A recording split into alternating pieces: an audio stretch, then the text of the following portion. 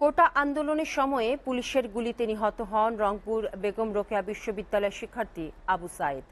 তবে পুলিশের করা মামলার প্রাথমিক তথ্য বিবরণীতে বলা হয়েছে, তাঁরই সতীর্থদের ছোঁড়া গুলি এবং ইটপাটকেলে আবু সাইদের মৃত্যু হয়েছে।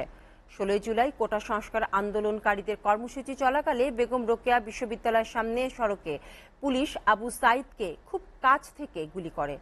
তখন আবু সাইদ এক হাতে লাঠি নিয়ে দুই হাত প্রসারিত করে বুক পেতে দাঁড়িয়েছিলেন। কিছু বুঝে ওঠার আগেই পুলিশ গুলি করলে তিনি লুটিয়ে পড়েন। সংঘর্ষের একাধিক ভিডিও ফুটেজে এসব চিত্র মিলেছে। সাইদের লাশ ময়নাতদন্ত করে রংপুর মেডিকেল কলেজের ফরেনসিক বিভাগের প্রধান জানান, বেরোবির শিক্ষার্থী আবু সাইদের বুক এবং পেট রাইফেলের গুলিতে ঝাঁঝরা হয়ে গেছে। রক্তক্ষরণে তার মৃত্যু হয়েছে। আগামী কয়েকদিনের মধ্যে ময়নাতদন্তের প্রতিবেদন দেওয়া হবে বলেও জানান তিনি।